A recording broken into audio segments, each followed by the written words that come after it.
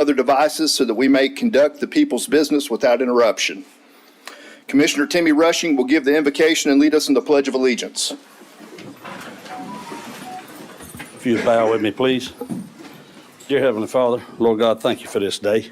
Thank you for this nice spring weather, Lord. I'd like to ask a special blessing on our farming community and everyone in this community, Lord, just to, as they get back in their fields and start planting and tending to their crops, just everybody give them, please, be patient, give them plenty of room and watch out for them.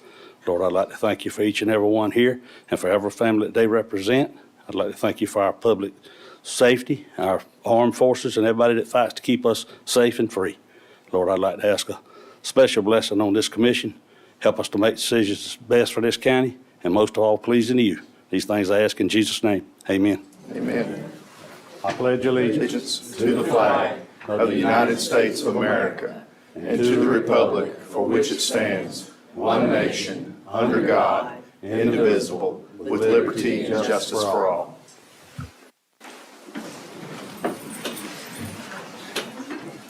Ms. Mincy White will call the roll for the commissioners. I, Venus Mitzi White, present as Clerk of the Board of Commissioners of Bulloch County, hereby call the roll for those on the governing body. All those present shall answer by saying aye. Chairman David Bennett. Aye. Vice Chairman Toby Connor. Aye. Commissioner Ray Mosley. Aye. Commissioner Anthony Simmons. Aye. Commissioner Nick Newkirk. Aye. Commissioner Timmy Rushing. Aye. And Commissioner Ray Davis. I've determined that we have all members of the Board of Commissioners present. Therefore, we have a quorum to conduct business for the good of citizens of Bulloch County. I now yield the floor back to the chairman. Thank you. Okay, we've got a couple fun things to do tonight. Got a couple presentations we're going to start off with tonight. I'm going to get Mr. Christopher Smith, the Honorary Consul of the Kingdom of Denmark, to come up.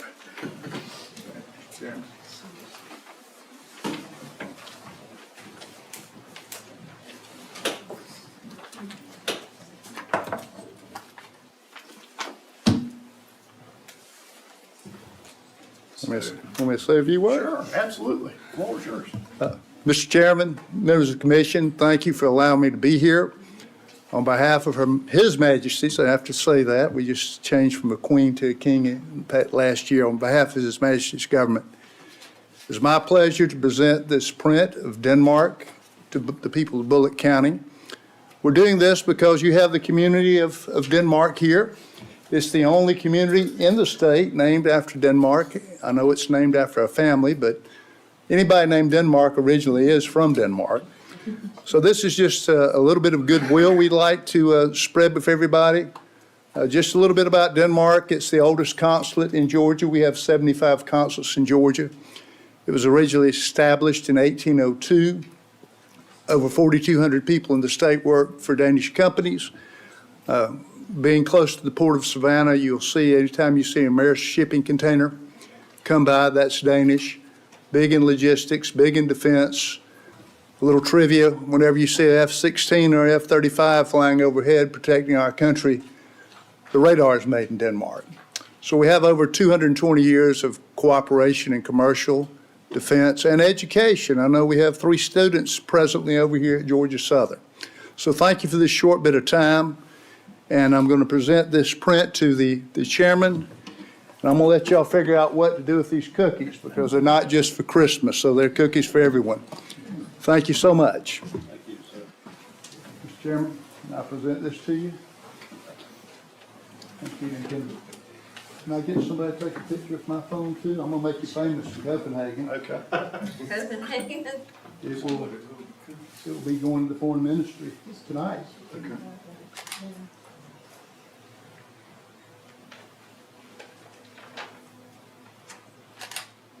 Like I'll switch places once you come back. You go ahead, take a second. Go ahead. I'll go ahead and give this back for us, too. Thank you so much. Thank you. If you will tilt the top of that a little bit forward there, we go.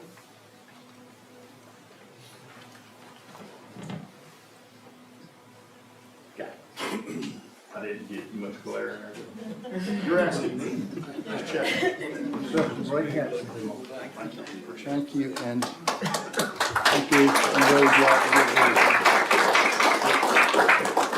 here. Visit Denmark, everybody. Thank you. Thanks, sir. Nice to meet you.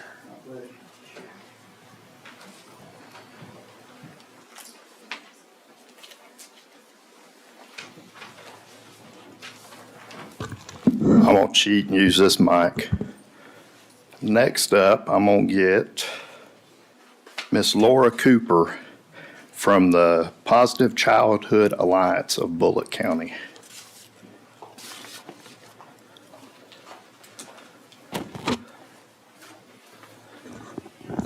So, let's see. This is you.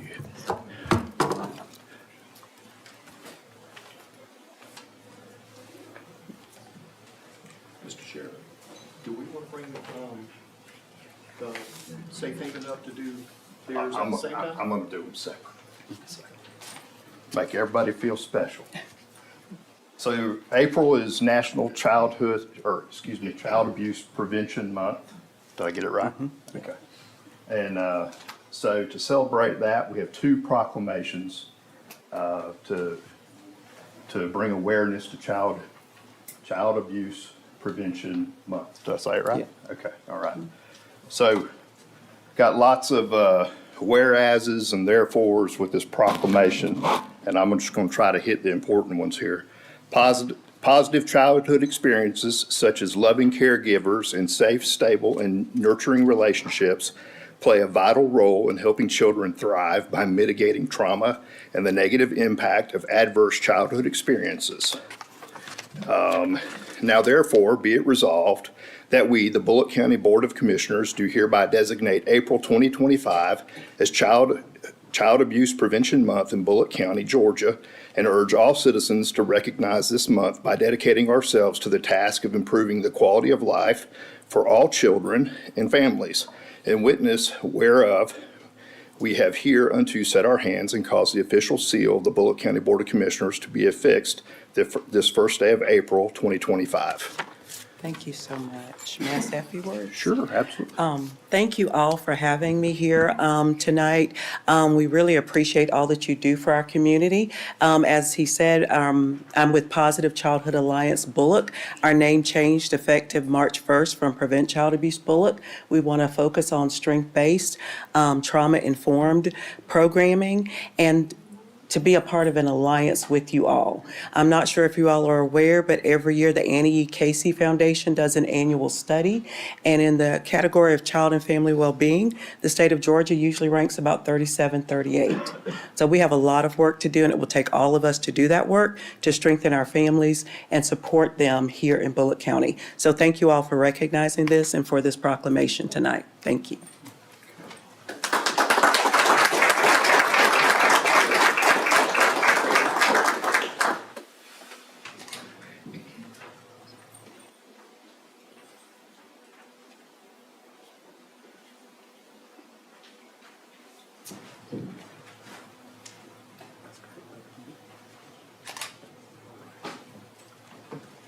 Thank you so much. Okay, now we get to go to round two. I got a whole passel load this time. I got folks from, let me get the glasses so I can see, Teal House, Safe Haven, and Childhood Advocacy Services. Did I get them all? Yes. Okay, now come on down.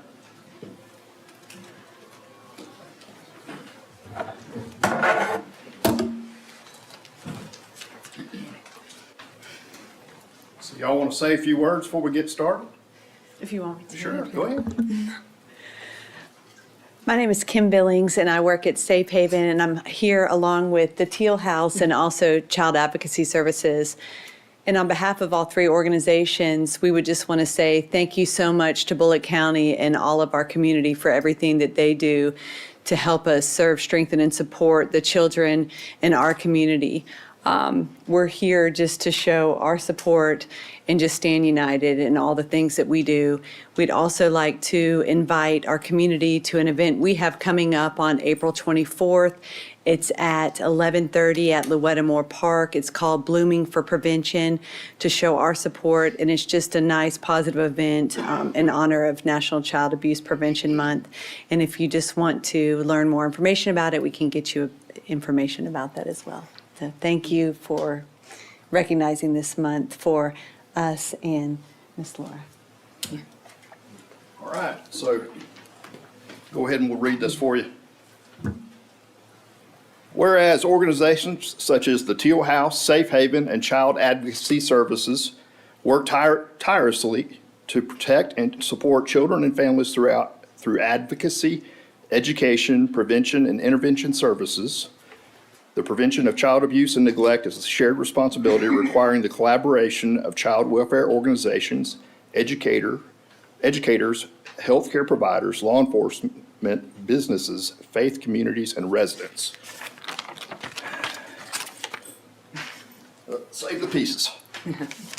Now therefore, be it resolved that Bulloch County Board of Commissioners proclaim April 2025 as Child Abuse Prevention Month in Bulloch County, Georgia, and call upon all citizens to recognize this month by supporting efforts that strengthen families, prevent child abuse, and promote safe, healthy, thriving communities. And wherefore, we have hereunto set our hands and caused the official seal of the Bulloch County Board of Commissioners to be affixed this first day of April 2025. Okay. All right, I got to come stand close. I know I'm scary looking. Was all around you or just like, okay. However y'all want to do it. It's your picture. All right.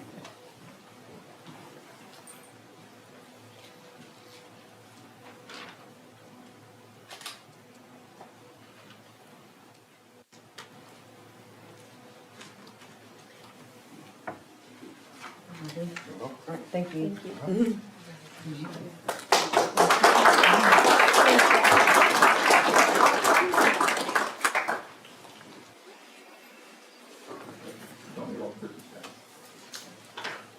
Is it cookies or is that a soda cookie? You put the soda cookie in an half heat.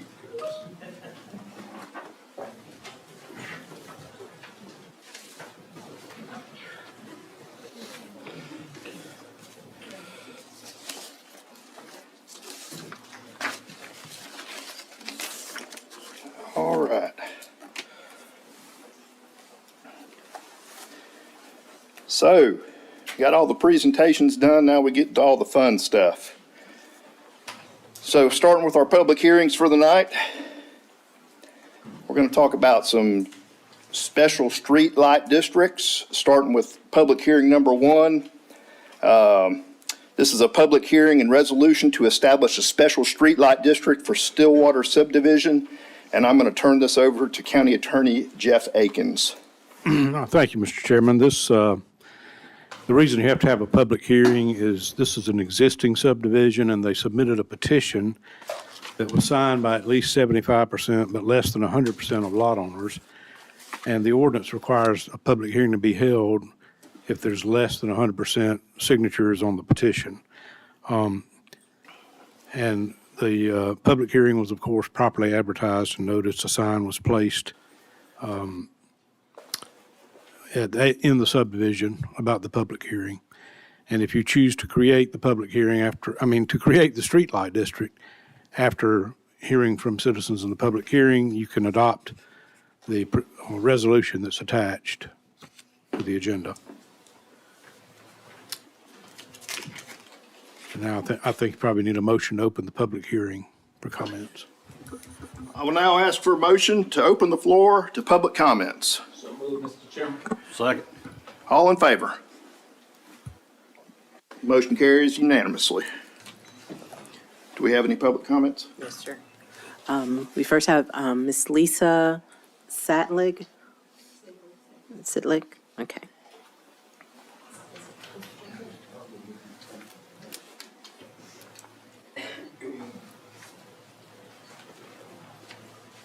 Good evening.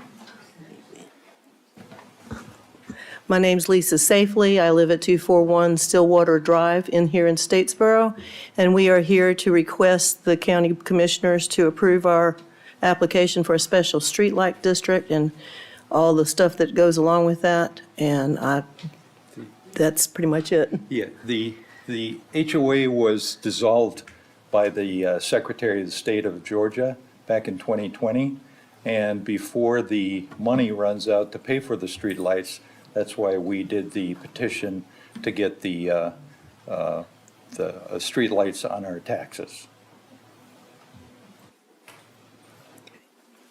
Okay, are there Mr. any Lawrence, questions? Mr. Lawrence Runho, Pardon? your name? Lawrence Reinberg. Okay, thank you. Mr. Chairman, I just might clarify, just so they're aware of this. The county won't actually start paying for the street lights until next January. Yeah, there is some money in an account yet that the HOA didn't dissolve, so that will still cover it until that time. Okay. Any questions? All right. No, ma'am. Thank you very much. We Thank you very appreciate your much, time. yes. I'll now call for a motion to close public comments. So moved, Mr. Chairman. Second. All in favor? Motion carries unanimously.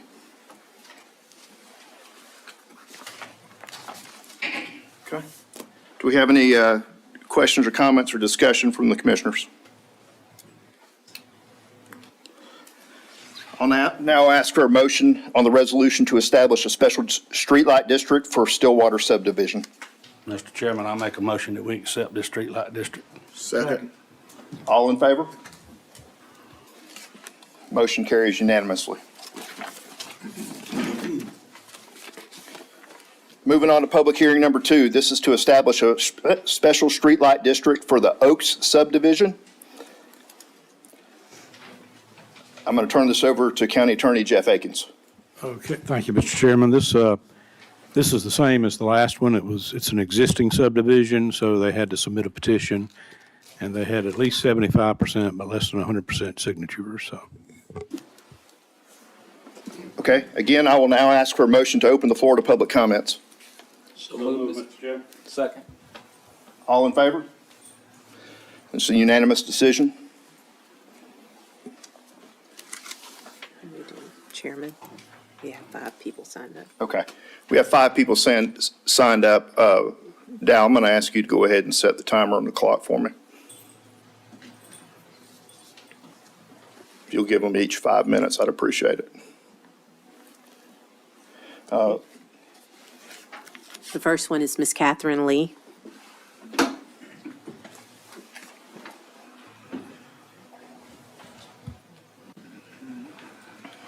Hi, thank you for helping us, and thank you to Mr. Akins, especially for all your help with the streetlight tax district for the Oaks. The 5 people that signed up wanted to talk about another subject regarding the Oaks, so I don't know if now is the appropriate time or if we should wait till public speaking during the meeting. Probably public comments. Public comments would That's be, what, thank you very much. But we're all here to thank you very much for all your help with our streetlight tax district, especially thank Mr. Akins, and thank you, Mr. Chairman. okay. So the remaining is Ashley Carter, Thomas Sweat, and Retta Sweat, and Marcus Toole all want to speak at public comments? Correct. Okay. So there's no one else. Okay. I'll now ask for the motion to close the floor to public comments. So moved, Mr. Chairman. Second. All in favor? Okay. I'll now ask for a motion on do the commissioners have any questions or comments? Okay.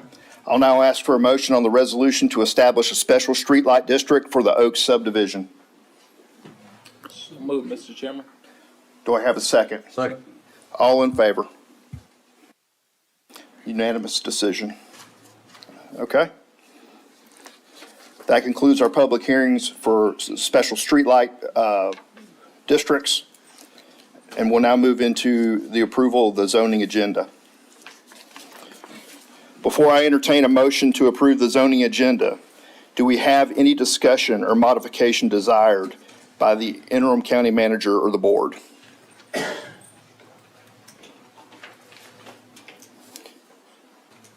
If there is none, I'll ask for a motion. So moved, Mr. Chairman. Okay. All in favor? Okay. Unanimous decision there? Okay. I'm going to go ahead and turn this over to Mr. James Pope.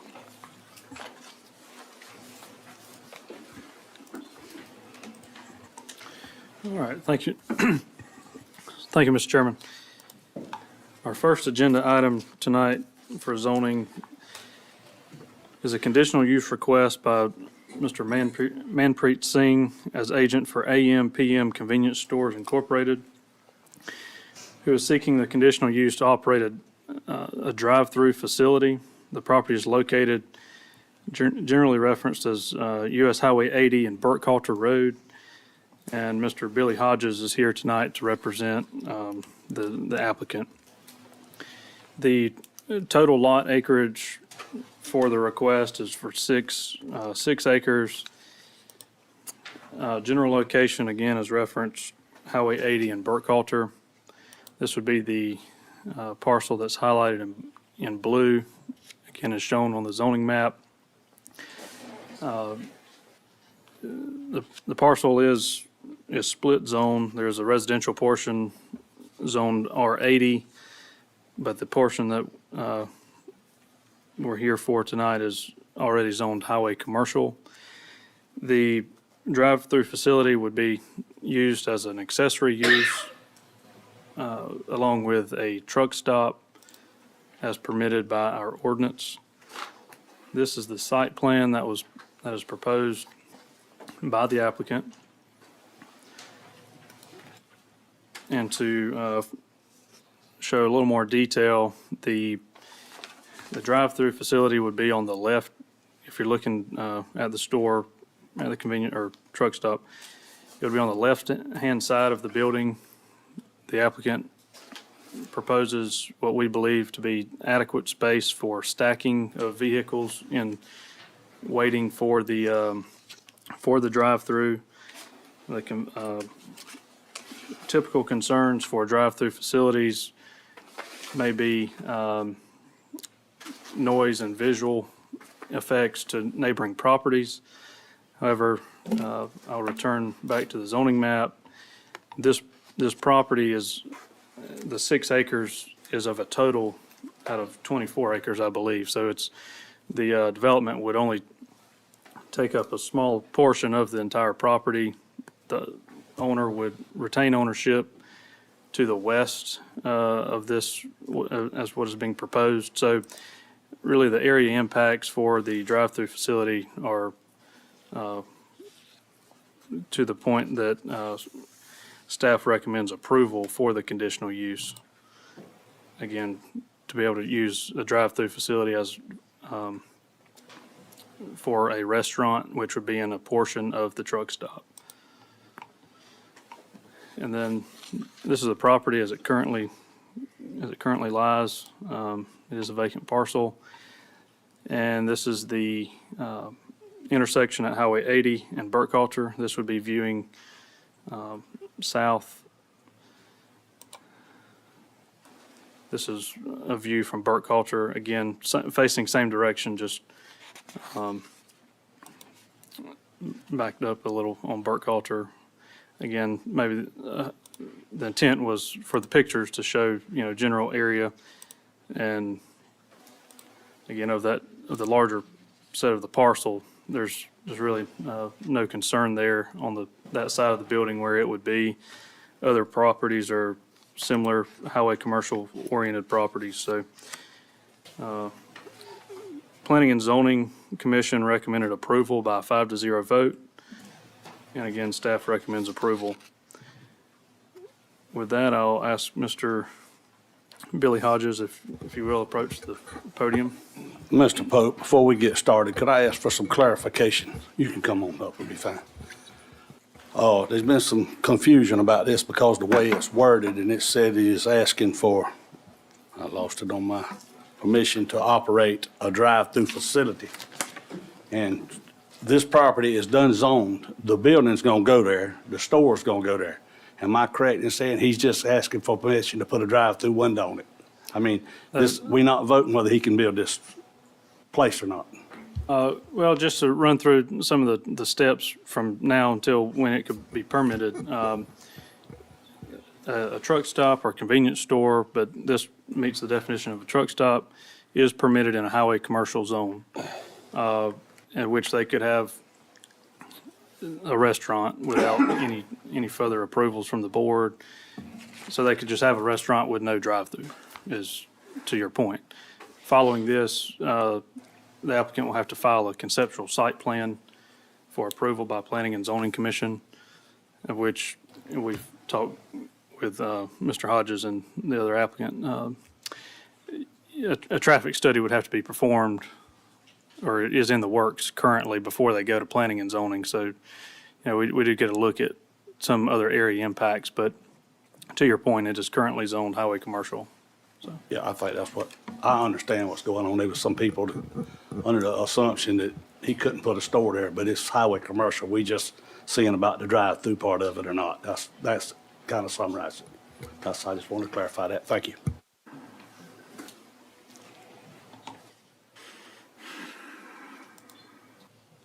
So, yeah, you did. Okay, I'm here representing Manpreet Singh with AM/PM Convenience Store, and I'm just requesting that we have a conditional use of operating a drive-through facility at the location.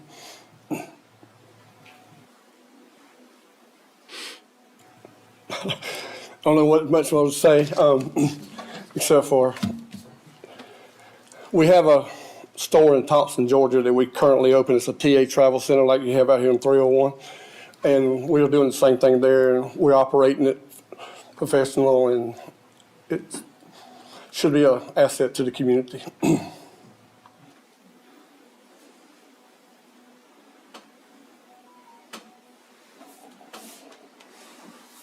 we have one person signed up, opposed. Okay.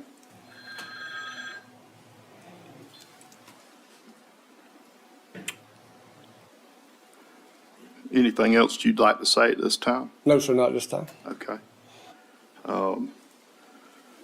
There is one person that would like to speak in opposition. If you don't mind, we'd like to let them come up here and speak. And if you want, you can reserve the rest of your time to come up here and rebut anything that you'd like. Sure. Okay. Thank you. It's Jay Hutchins.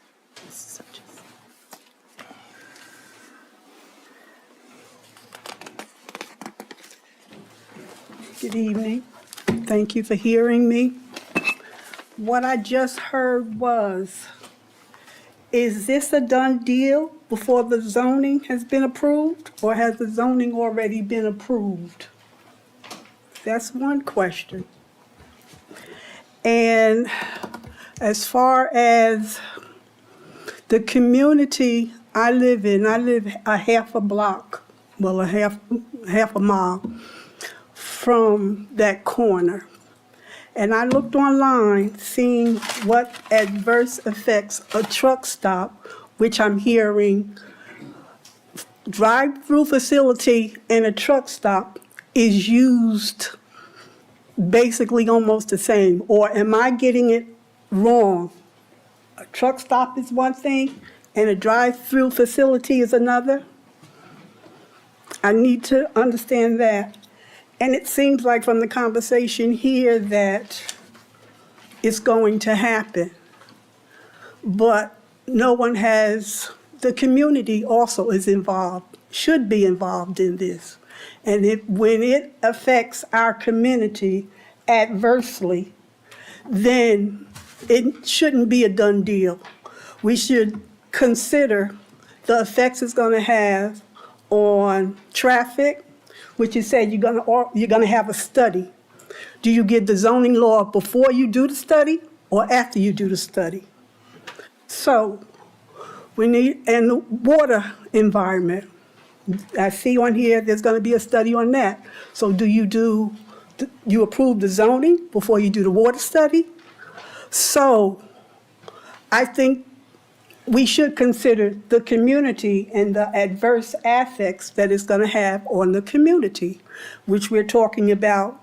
If it's open 24/7, which truck stops usually are, but that's not in this paperwork.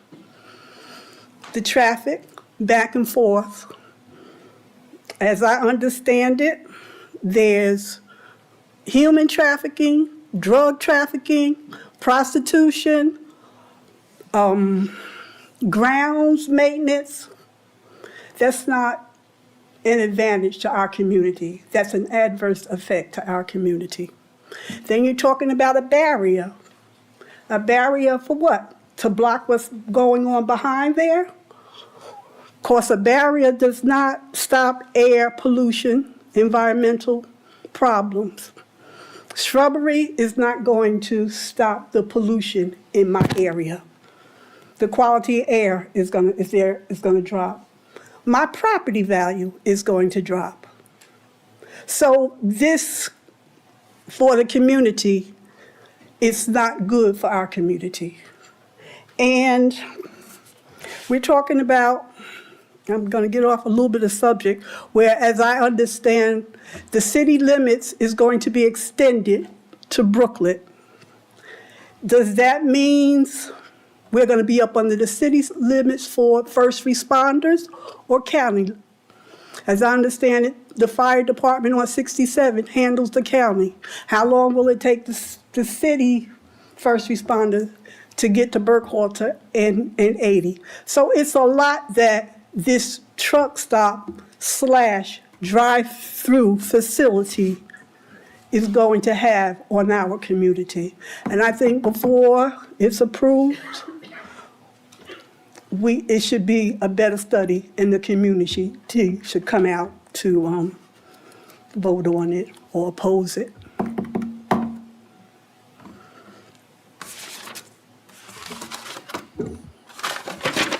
James, do you want to take the part of the zoning, or you want me to take it?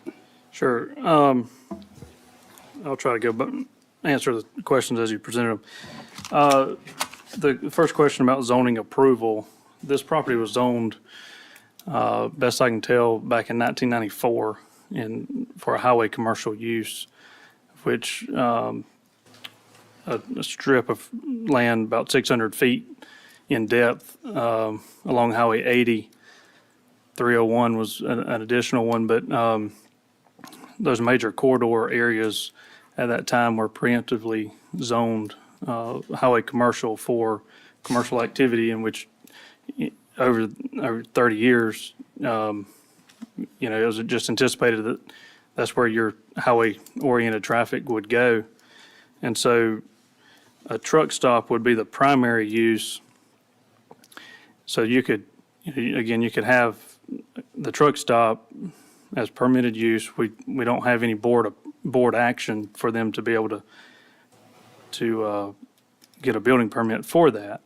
It's just the addition of a drive-through is what the board action is for here tonight. So the zoning, again, was already established years ago.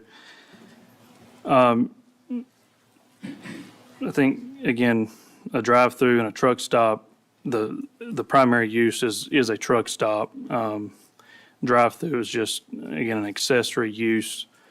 So you could have a restaurant where they go in and whether they sit down and eat, or for convenience go through and go through the drive-through. That's really the question of here tonight.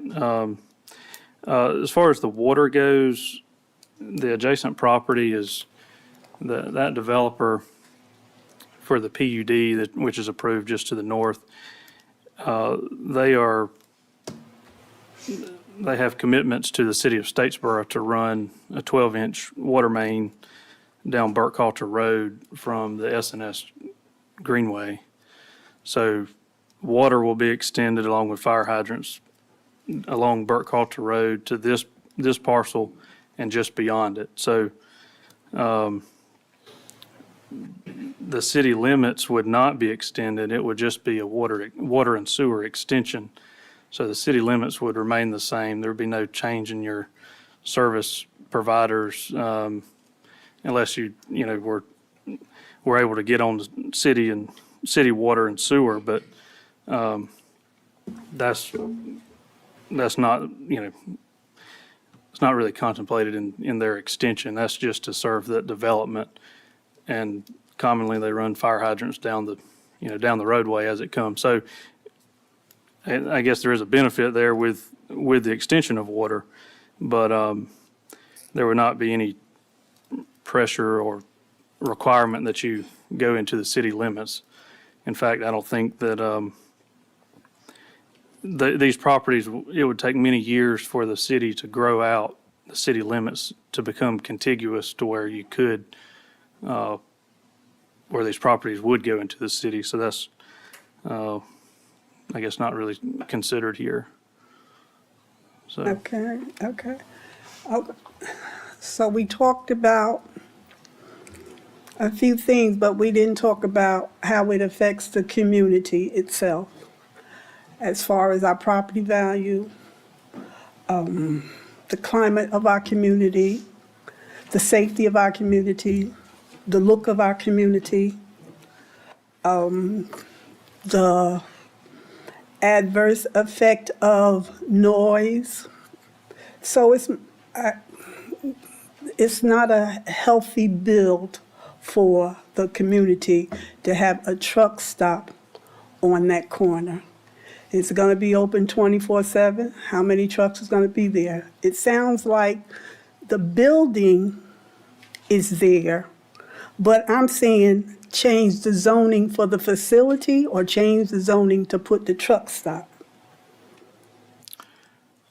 the underlying zoning would remain highway commercial. For the truck stop. So the truck stop, there's no changing of the zoning for the truck stop. Is that what you're saying? The truck stop can be there without any zoning change. The truck stop can go there without any change to zoning. Yeah. Okay, so that was misleading. Okay, I'm concerned with environment, taxes, and the change of our community. And because of that, truck stops, looking online, there are truck stops on 301, 80, or in the surrounding areas. Why a truck stop there? For money reasons? Do the people that are building this truck stop, do they live in that community? Do they care about how it's going to affect our community? We do have certain standards that the ordinance requires for buffering and items like that. But land use regulation really just deals in area impacts for neighboring properties and, in general terms for the community. But, we don't necessarily invite certain uses to locations. It's just that this use goes along with highway, commercial, or traffic-oriented, it's a traffic generator, so it needs to go on an arterial or collector, well, really an arterial road. So that's where highway commercial properties are typically located. But there's things in the ordinance that would, again, require landscape buffering, an additional step so that planning and zoning looks at the entry and exit points, so that, yes, there's a concern about 18-wheelers going on Burkhalter Road, but that's in the purview of the Planning and Zoning Commission. So, and that's where staff, we do our best to make sure that all the components of a traffic study are adhered to, and check all the boxes that we need. I would say any level of traffic increase is not really desired by most anybody, but all that'll get looked at in the traffic study according to engineering practices.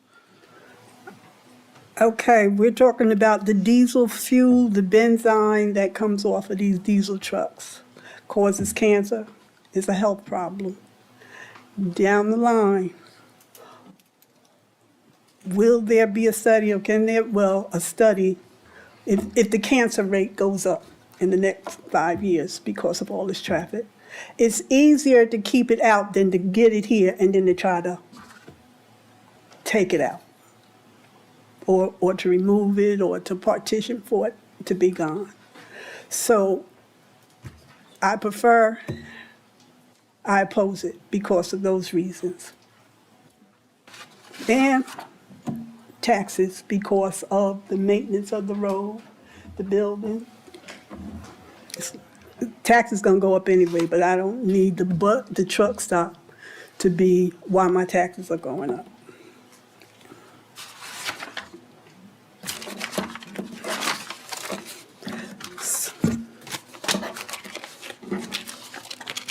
Anything else? Somebody want to tell me? Okay.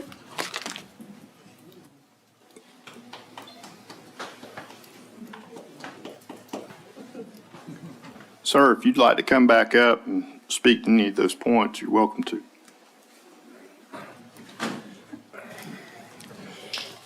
Yes, sir. We're currently running 11 locations throughout Georgia and South Carolina right now. We have one in Thompson, Georgia, we just opened. It's a TA. I kind of wish that it would be a travel center terminology instead of a truck stop scenario. It's always a negative stigma of a truck stop. I understand the concerns, but we try our best to operate to where we prevent any of the negative that was just spoke about.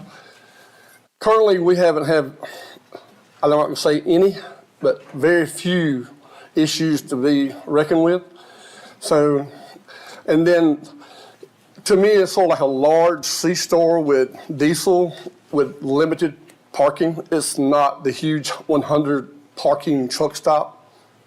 I think it may be around 35 locations, if I'm not mistaken. Maybe not that many. But since I've been with the company, I assure you, as a community, I do the best of my ability to prevent any of the negative hanging that you may see at a truck stop. And that's all I have to say.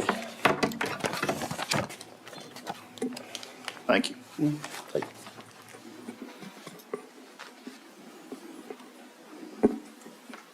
Ma'am, you still have another 2.5 minutes if you'd like to come back up and say anything else.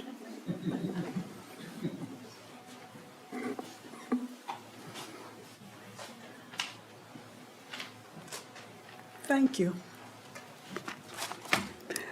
When he just said that it won't be a large truck stop area, not 100 trucks.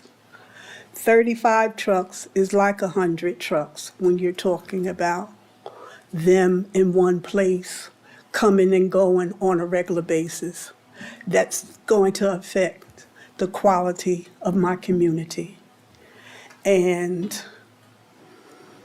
negative, it's not just a connotation that it's adverse. I have a report saying it's adverse. So with this report and knowing crime and what it can bring, it can lower your taxes. You just become that community, oh yeah, with that truck stop on the corner. It's a lot going on over there. I don't want that in my community. So there's other areas in Statesboro, 301, 16, you can put a truck stop and you won't hear a peep out of the community.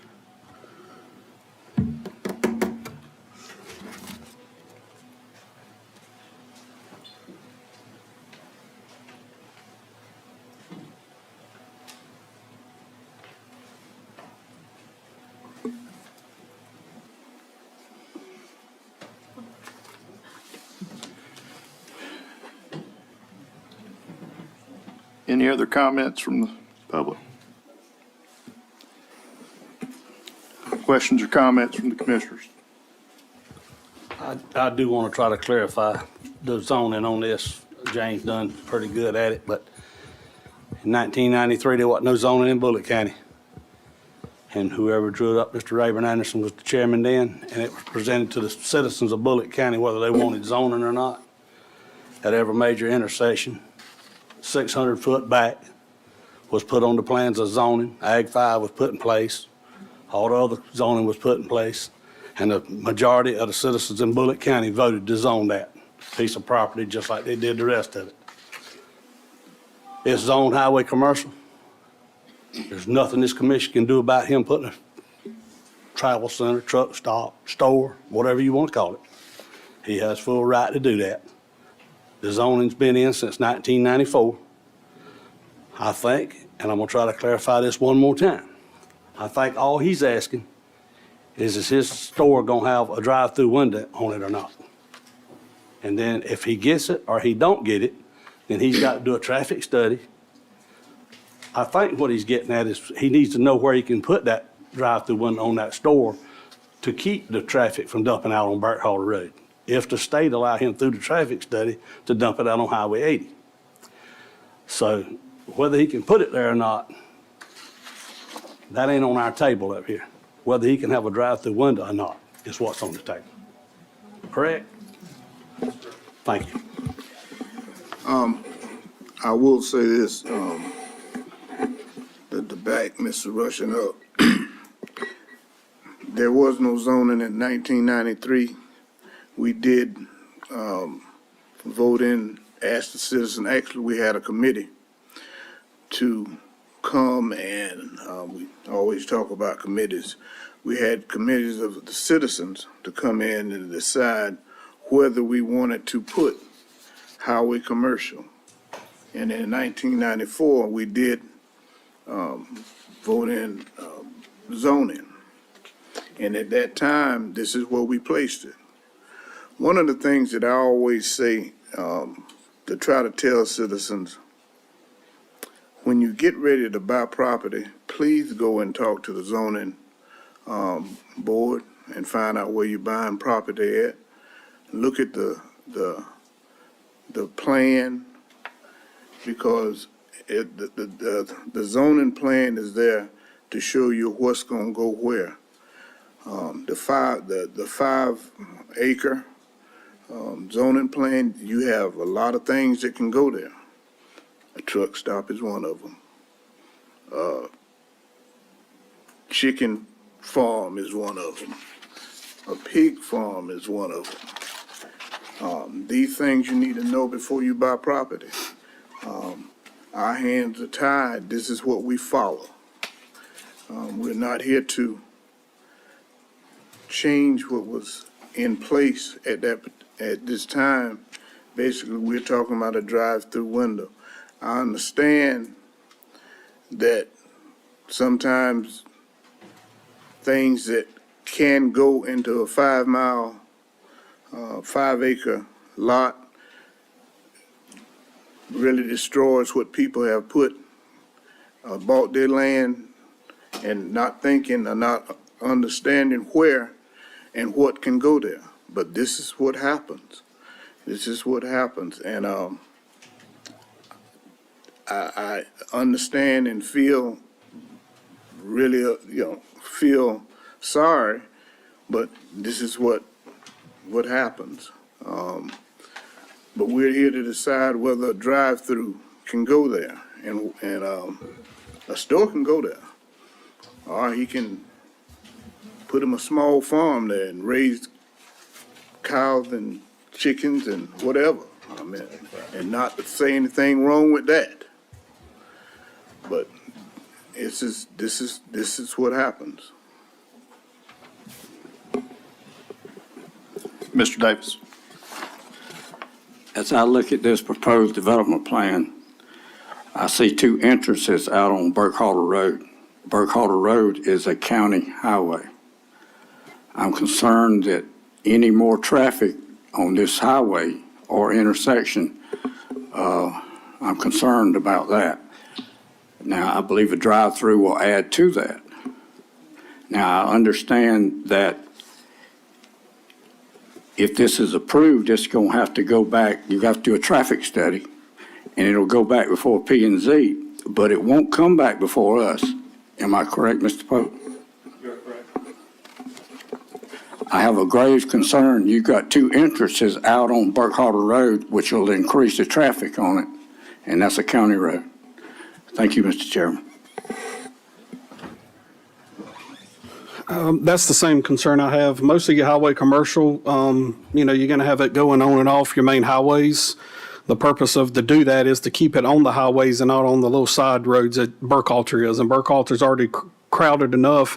You can have a PUD right behind it. There's also another PUD about a mile down the road. That's my very big concern right there is we're dumping too much traffic on the Burkhalter and not on Highway 80, which was the purpose of the highway commercial. To zone that is to dump it right there directly on the main arterial roads and not the side roads. And I would like to say that Commissioner Newkirk does have a point. But with the PUDs down Burkhalter Road, you're gonna make them come out on Highway 80 and turn into that store and not turn off Burkhalter Road? I mean, so that sword cuts both ways. But the store's gonna be there. I can promise you that man didn't come here not to build a store there. So if you want to vote on the drive-through window.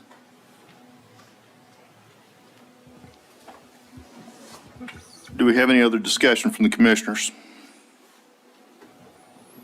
If not, at this time, I'm going to call for a motion. Mr. Chairman, I make a motion we accept this drive-through facility. Do I have a second? Second. All in favor? All opposed? I have 4 in favor and 2 opposed. The motion passes.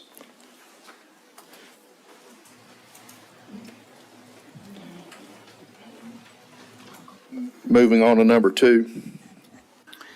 Thank you, Mr. Chairman. Item 2 tonight is a conditional use request by LSL South Construction LLC, who is requesting the use to operate as a contractor office in a highway commercial zone. Property is located on Channabee Court, and Mr. Jamie Carty will be representing the applicant. This property, total lot acreage is 1.9. It involves 2 parcels. First, what is a contractor by definition in our zoning ordinance? Is a person or firm that contracts to perform work, provide supplies, or contracts to erect buildings. Contractor is permitted to have open storage of materials and equipment when located in the rear yard. General location is northeast of Statesboro, just to the east of Veterans Memorial Parkway. As you see with the zoning map and the aerial layer is shown, the parcel is highlighted in yellow. The Channabee Court runs parallel with Veterans Memorial Parkway for a period, and then goes, it turns to the east. But again, this is a property that was zoned highway commercial, I believe, dating with the original zoning enactment for Bulloch County in '94. Area properties, there is residential properties which access Channabee Court. It is a, there is no way, I guess, part of the subdivision there, it does dead end into the subdivision, so that is their only way in and out of the subdivision. But there is a light manufacturing facility, which I believe manufactures countertops, just to the northwest of the property. And so there are similar uses already in the highway commercial zone nearby. This is a property, again, on Channabee Court, looking into the east into the neighborhood. The single-family dwelling to the right is the neighboring property. I believe that home was built within the last 2 years, as shown with the aerial photos. And then this is the property as it sits today. And in the background of the picture, you see the single-family structure. That's, I would say, majority of the concern staff had was just to ensure that there's the least amount of impact to that house. And then this is looking back west to the bypass.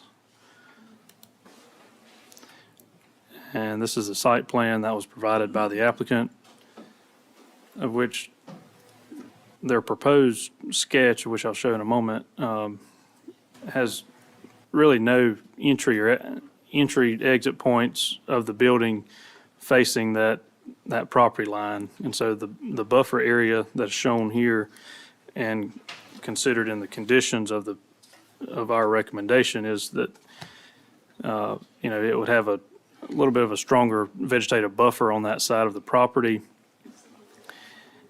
Additionally, I would like to note that this property received 3 variance approvals by Planning and Zoning when it went through Planning and Zoning Commission. And that primarily dealt with architectural features and 1 proximity to residential structures. And this is the proposed sketch of the building. Again, to the left of this building would be a single-family home and what buffer would be required. But the architectural features of this building would meet the requirements and what was varied by Planning and Zoning. But this would meet the requirements of the new regulations that we placed 2 years ago in our zoning ordinance, so that it breaks up the building plane, so you're not getting just a regular rectangle metal building. You get some architectural features with it. And so with that, Planning and Zoning recommended approval with the conditions by a 6-0 vote, and staff recommends approval with conditions. At the Planning and Zoning meeting, there was no one that signed up for the public hearing. I'm not sure if there's anyone here tonight to speak on it or not, but so again, just to bring that up, there was no area representation at the public hearing. So, and with that, I'll ask Mr. Carty if he'll approach the podium.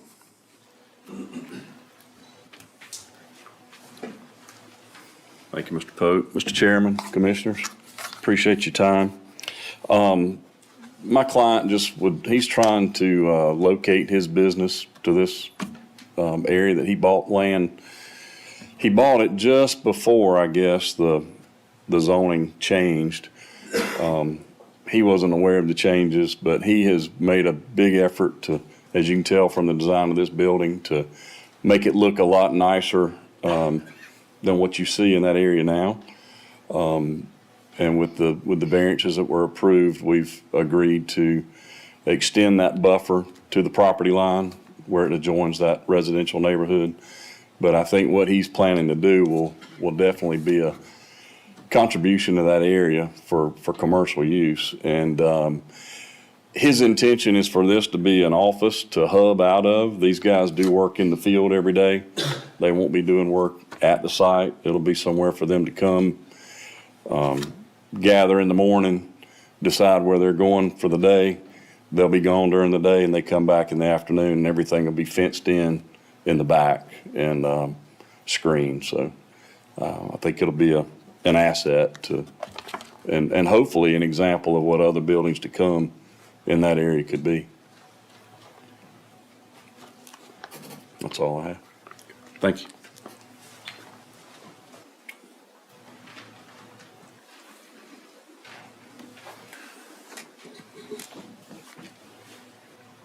Mr. Connor, you got anything? No. Okay. You looking like you ready to go there. Nobody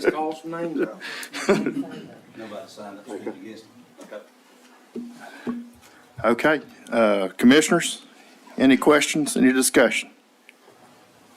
Okay, if not, I'm gonna call for a motion. Motion to approve, Mr. Chairman. Second. All in favor? Okay, motion passes with unanimous decision. All right. I believe that concludes our zoning portion of the meeting for the evening. And by the way that Mr. Pope is quickly exiting the chair there, I believe that is correct. Okay, before I entertain a motion to approve the general agenda, do we have any other discussion or modification desired by the county manager or the board? Mr. Chairman, I have one addition to the agenda under new business, and it is for the termination of corporate guarantee. Okay.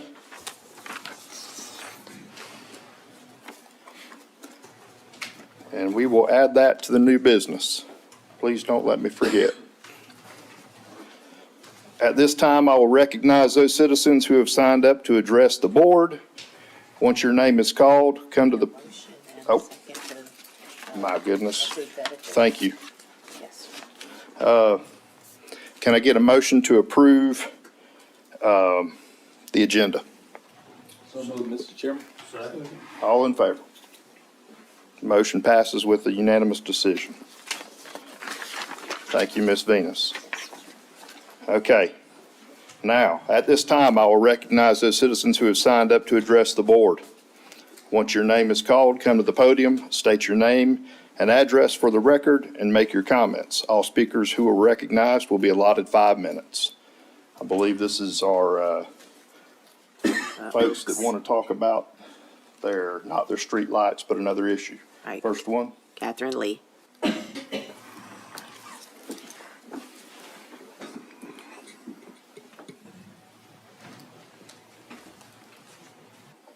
Hello, Commissioners, thank you. I live at, I'm Catherine Lee. I live at 129 Old Barn Road. I live in the Oaks. And I'm here to ask you all for your, I don't know, you can help us. We purchased, I think I was one of the first people in 2022, April, is when I closed on my property. We had to sign an agreement, it's in our HOA documents, that we have I think it's a 25-year commitment to purchase water from the developer. And the minimum payment per month is $50 per month for 6,000 gallons. My bill in January and February was 133 gallons and 134 gallons. The problem that we have and the challenge is the developer, Statesboro Water, doesn't have a backup generator. We don't have, every time the electric goes out, we have no water. 57 units are in the Oaks. That same well that's in our communities is supplying water for, I think it's called Grimball Point across the street. And I counted 79 lots, and I don't know how accurate that is for Grimball Point. But we're here to request whatever you could do to help us to encourage or have some kind of law to require that they have a backup generator. They're in essence supplying water to 2 communities, and they required us, we can't have a well, we can't supply our own water, so whatever you can do to help us, that's why I'm here. And Ashley had to leave because of her child, so she won't be speaking, but other members of the community are here. Thank you. So that would be Thomas Sweat.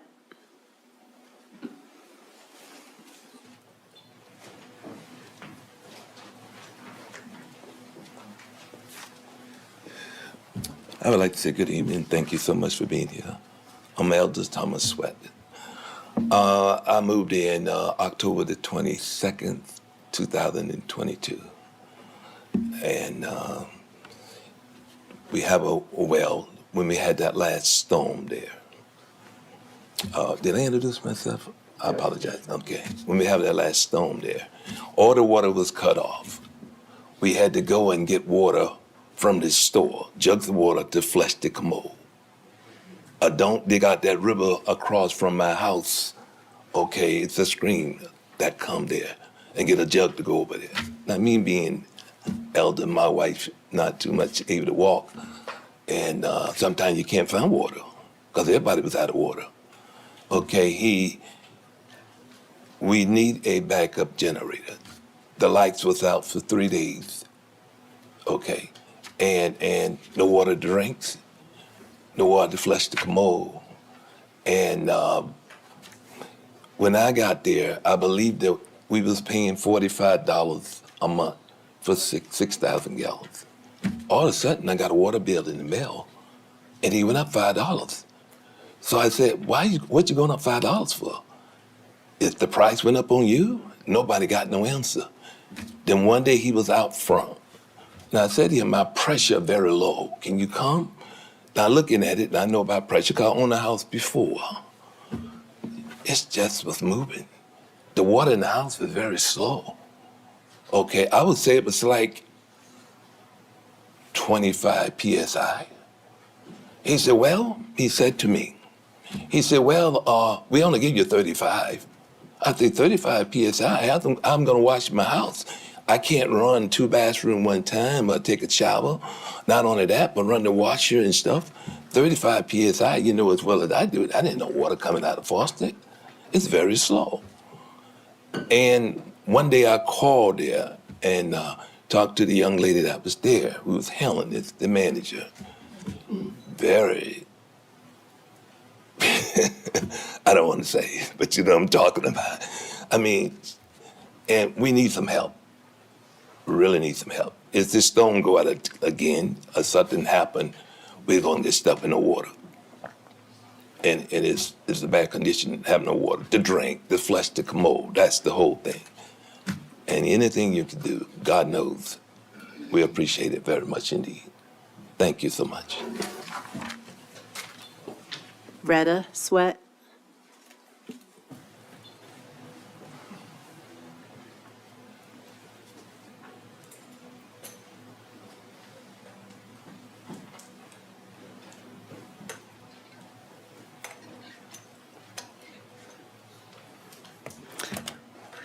Good evening, everybody.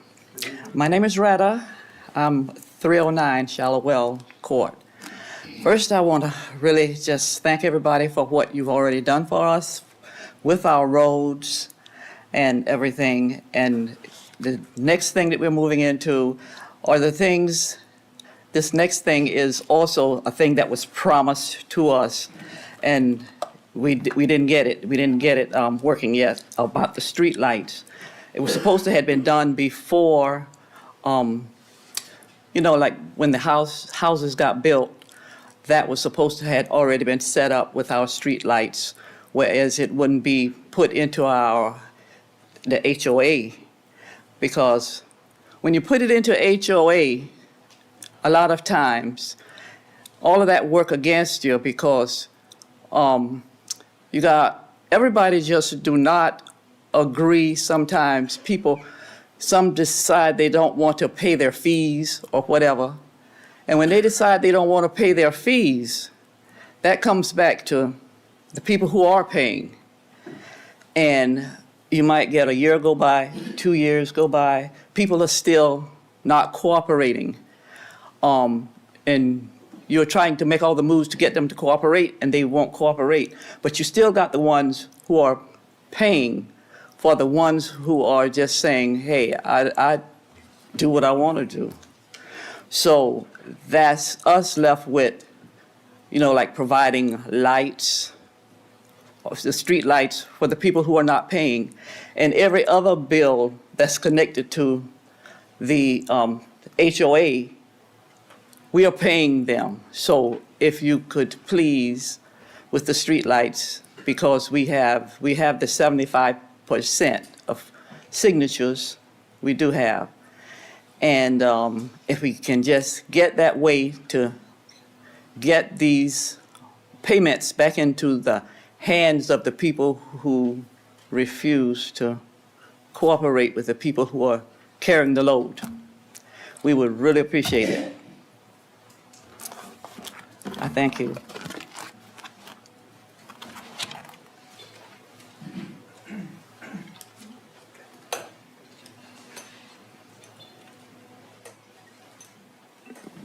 Marcus Toole.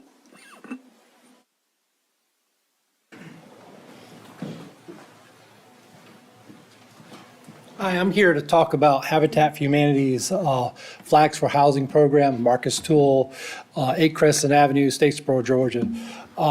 Every year we basically have a promotion where we make flags available to neighborhoods around in the vicinity of Statesboro. For $60 a month, you get a flag flown. For 6 patriotic holidays of the year. We are extending the program into the neighborhoods that are along Josh Deal Road. And so if you live in one of those neighborhoods, you should be receiving a solicitation from Habitat for Humanity in the next several days. And so we would love for people to join, to subscribe, and to have the flags flown in front of your yard and have a big flag display, and also help pay for our program to make home ownership affordable for low-income people in Bulloch County. Thank you very much.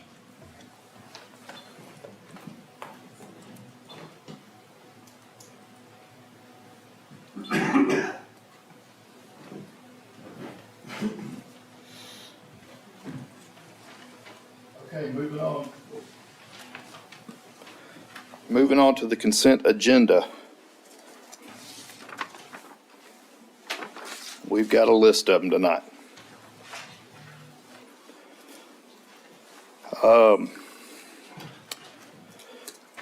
Starting with number one, approve the minutes from Tuesday, March 18th, 2025.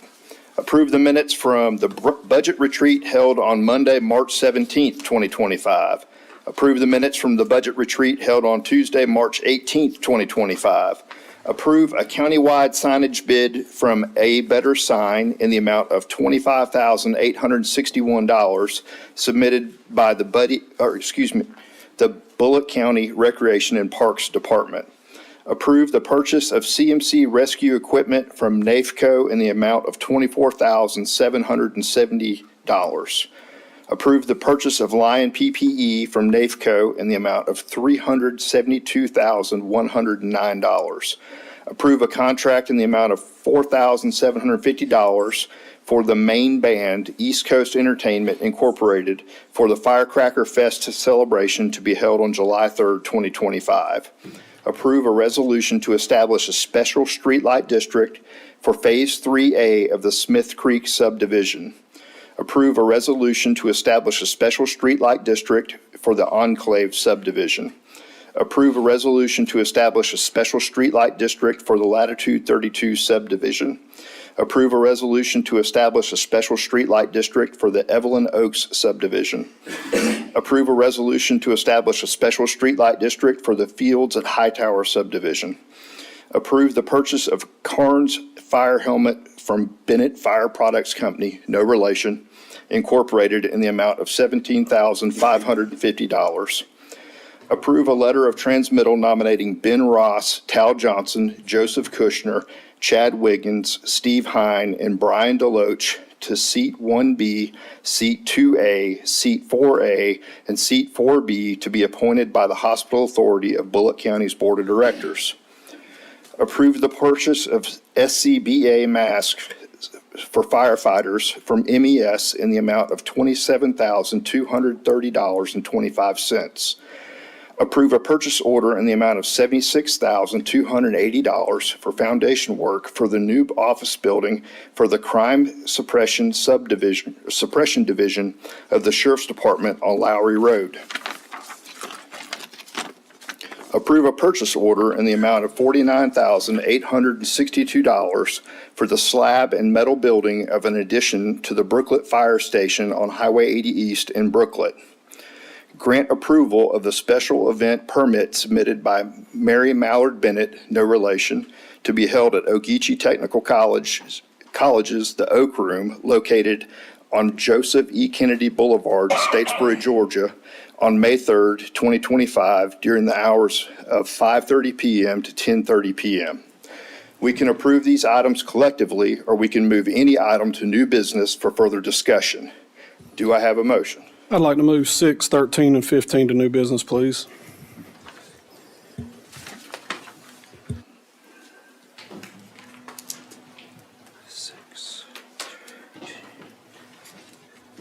Six, 13, and 15.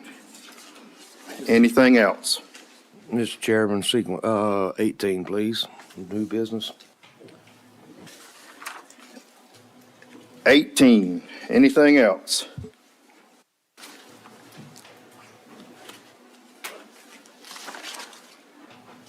Okay, with the exception of 6, 13, 15, and 18, the new business, do we have a motion to approve these? So moved, Mr. Chairman.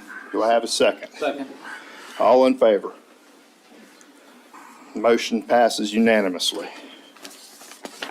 Okay, moving on to new business. County Attorney Jeff Akins. Approval of an interim county manager employment agreement with Mr. Randy Tillman. Thank you, Mr. Chairman. This, as you know, Ms. Steinman will be leaving for another job, April 9th.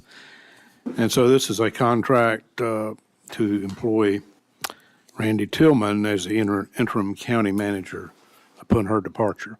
And it's basically the same contract that you have with her.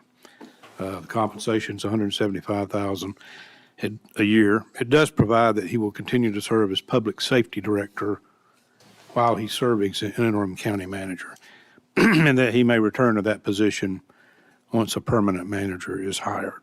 So I'll be glad to answer any questions.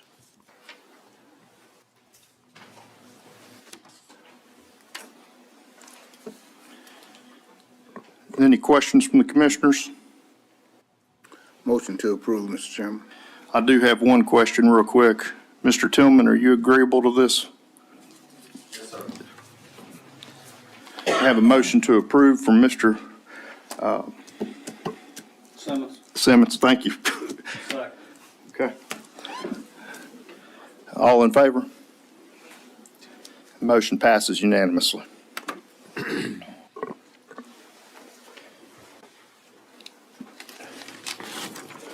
Next up, County Engineer, Mr. Brad Deal. We have a motion to approve a master services contract with Johnson, Merriman, and Thompson Incorporated for professional right-of-way acquisition services for county road projects. Thank you, Mr. Chairman. Brad Deal, County Engineer. Sure you all recall we put out an RFQ for right-of-way acquisition services back in February. We received 2 responses to that RFQ. We scored them according to the criteria we had in the RFQ and selected Johnson, Mermaran, and Thompson. I'm just going to call them JMT because that's a little easier. We entered into negotiations shortly after getting approval from the board for that at the last meeting. And the result of that is the master services agreement that is attached to the agenda.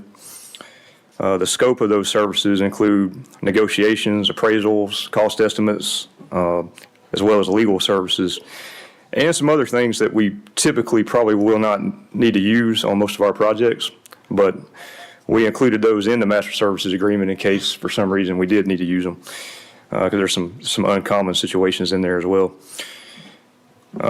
So basically the way this would work, there are rates in the master agreement that would be used to develop task orders for specific projects that the county has. An example of that would be, I think if we get approval on this, the first task order we're going to work on would be the High Tower Road project and just completing what right-of-way acquisition we have left to do on it. So once we get those task orders in hand, we would bring the task order to the board for approval. So this particular agreement does not obligate any funds at this time. Those would come in the individual task orders that we bring to the board for approval. So we have some flexibility. We can use their services as much as we want to, and they agree to. If there's smaller projects where we wanted to keep doing the right-of-way in-house, we could do that as well. So it has some flexibility in it. So JMT is currently working on some right-of-way acquisition for us on the S&S Greenway project. And everything they've done for us has been accurate, on time. We've been pleased with their work so far. So this agreement would be in place for 12 months, and there would be an option to extend that agreement for an additional 12 months, up to 36 months, is the way it would work. And there could be, when we do those renewals, there could be an adjustment in the rates if we put some parameters in there where they would have some ability to request a slight change in the rates, but there would be limits on that. So, again, as we've talked in the past, right-of-way is a major hurdle on a lot of these projects, especially the dirt road projects where we have so much right-of-way typically to get.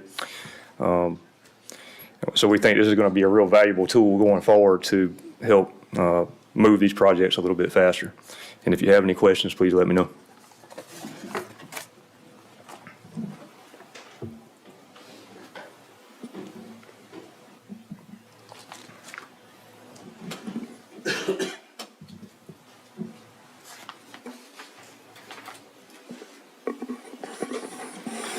Mr. Chairman, may I speak? Absolutely.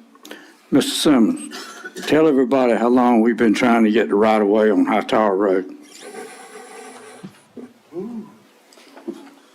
A long time, very long time. This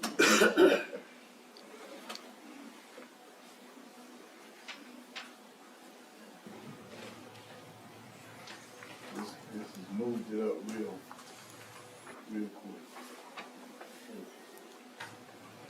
In a long time.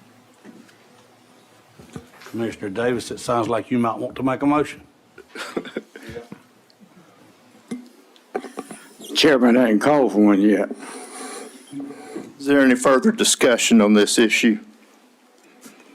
If not, I'll call for a motion. With Mr. Rushing's permission, I make a motion that we approve. All in favor?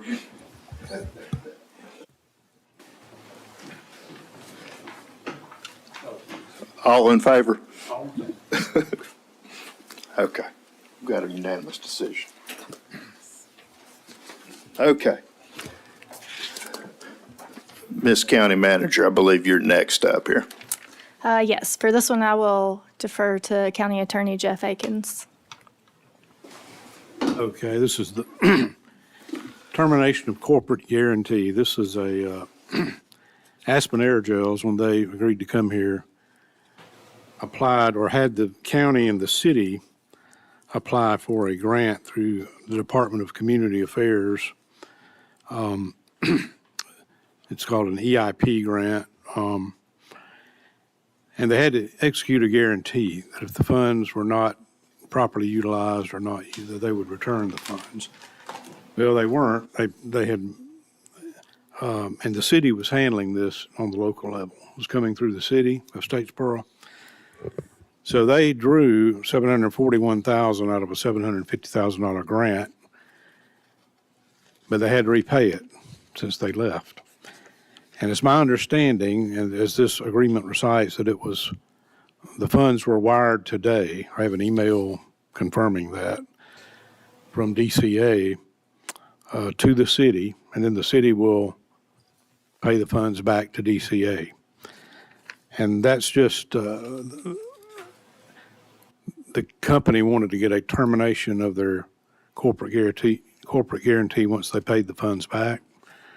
So that's what this is about, and DCA actually wanted it. I don't know why today was the day it had to be done, but that's what they wanted. We didn't know about it till Friday. That's why we didn't put it on the agenda to start with. But based on the city's request and the representation that the funds were wired today, I would recommend approval. I'll answer any questions you may have.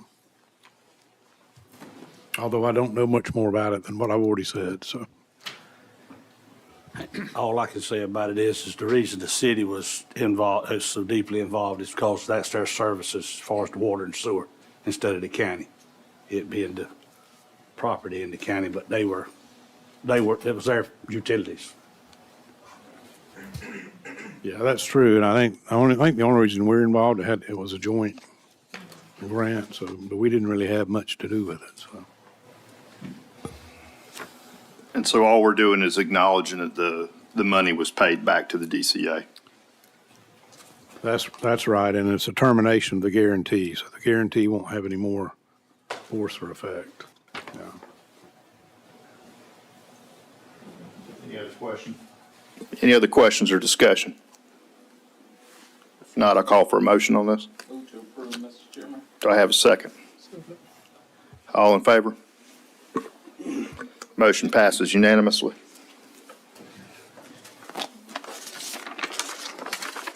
All right, let me flip back over here, starting with number 6 from the consent agenda.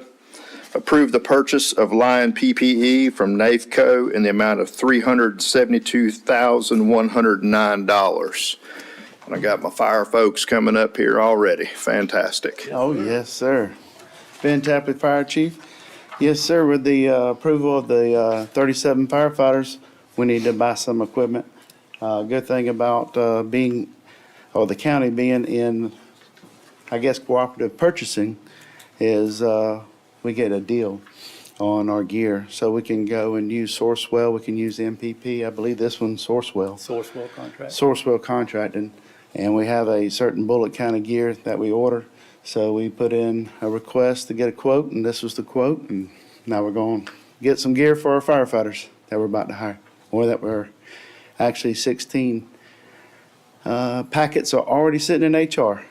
They've already said they'll come on as firefighters and some FAOs, and well on the way. We got to get them some gear. Want to add anything? Yeah, just, we spoke with Ms. King about this, making sure that the funding was there available. Time is critical. There is, it's not purchased from a shelf, it's made to order. So, the sooner we can get this order in, obviously we have a deadline. So. Any questions? Anything we can? Yeah, I got one. It's nothing about the three items. I just need to ask some questions. I saw the letter circulating last week that we're meeting with the city again to negotiate. Is that any truth to that, or is that a bunch of false lettering that I saw? So we are going to sit down. Apparently, the city would like to talk to us. I don't know what they have to offer. The Chamber of Commerce has proposed an offer of extending the 5 mile radius for an additional year. We're going to go and listen. But at the same time, what I told Ms. Davis was that we have a moral obligation to provide fire protection for the entire county, and that we would continue to progress forward with our plans to provide fire protection for the county. I have no intention to stop with that plan based off of a discussion that is planned to be had. And if I can ask, where is this letter? I hadn't seen anything about a letter. I think we got an email of it, didn't we? Well, the Chamber of Commerce put out a letter saying that we're going to have this discussion. And it was based off of an agreement that we said that I said we would sit down and talk with them. Okay. I was just getting clarified. I didn't know if we need to postpone some of this stuff, if we were going back to the table with the city or not. So that's what I was just trying to figure out. So I'm good to go ahead and go with the next three line items. Okay. Thank you all. Thank you. Do we need to do something with that one by itself, or? Yeah, I think you need to vote on them separately now. Okay. They were removed from the consent agenda. So with that being said, is there any further questions on this item? Okay, if that's the case, I'll call for a motion on this. Motion. Okay. Second. All in favor? Okay. Motion passes unanimously. Moving on to number 13, approve the purchase of Kane's fire helmets from Bennett Fire Products Company. Again, no relation to me.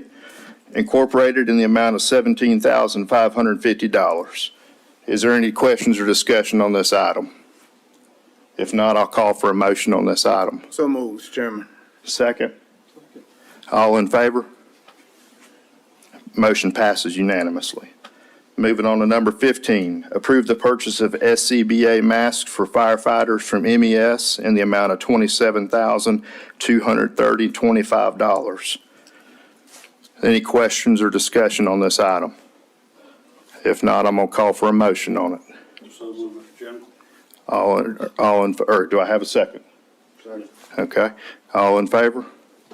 Motion passes unanimously. And I believe that brings us to number 18. Grant the approval of a special event permitted submitted by Mary Mallard Bennett, no relation to me, to be held at the Ogeechee Technical College's The Oak Room located on Joseph E. Kennedy Boulevard, Statesboro, Georgia, on May the 3rd, 2025, during the hours of 5:30 PM to 10:30 PM. She related to me. She's related to you. Yeah, I would like to recuse myself. All right, okay. All right, so do y'all want any further explanation? I can say this is for a 50th class reunion. I didn't know if it might be his class reunion or something, but. Okay. All right, 50th class reunion. Any other questions or discussion here? If I hear none, I'll call for a motion. Approved, Mr. Chairman. Second. All in favor? Motion passes unanimously. All right, I believe that carries us all through our new business. That brings us to our staff comments. Before we get too far into this, I have one that I'd like to do. Miss Cindy Steinman, will you come up front for me for a minute, please?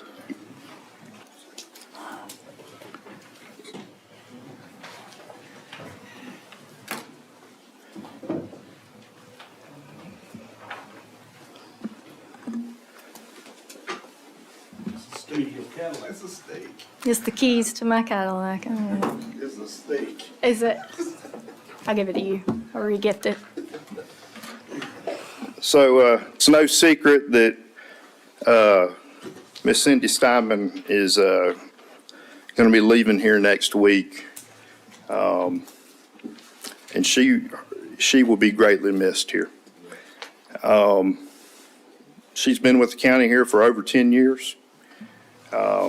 And is, well, into last year, she decided to take on the responsibility as the county manager. And since I took office in January, I hated that word interim before it. And I refused to say that she was the interim county manager. She was the county manager. Not only was she the county manager, she was the assistant county manager. She was the HR manager. She was the chief cat wrangler. What else were you doing around here? Jack of all trades. The IT manager. Here you go. The party planner. Well, no, that was Dow. What else were you doing? I think you captured it. And pretty much anything else that needed to be done, chief cork and bottle washer, anything else. But, and I think I've said this before, but I will say that your presence here was impactful upon me coming in here taking office. And when she came in and gave me her resignation letter, it was a complete surprise to me. And I told her, I said, I really hate to see her go. And I really do hate to see you go. But that being said, I've told several other people this as well. I will never fault somebody for deciding to leave an organization to better themselves. And Cindy has chosen to move on and better herself. And I can tell you that this young lady has an unmeasurable amount of talent, and she could probably write her ticket and go anywhere that she wants. And I expect to see great things come from her in the future. And I'm excited to see what the future holds for her. So she's staying here local. She's going to go places. And I'm excited to see what she does from here. She won't tell me what she's going to do, but she's going to be around here, and I can't wait to see what she does next. So, small token of our appreciation for you.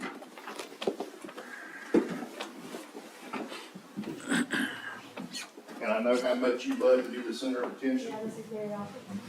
So I'm trying to drag us out as long as I can and make it as awkward as possible.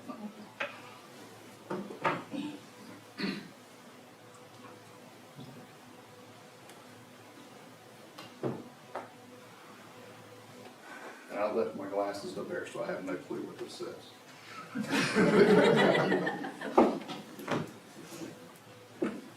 I'm gonna borrow Dow's glasses. Cindy Steinman, 12/15/2014 through 4/9/2025.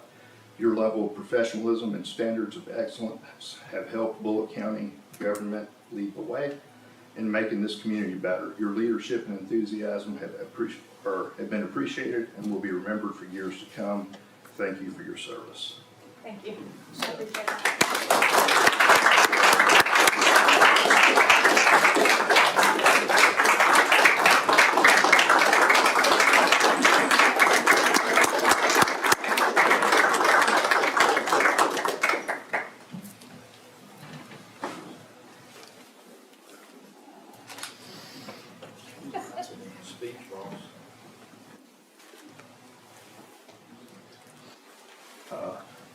I learned a long time ago, I don't say goodbye. I'll see you around.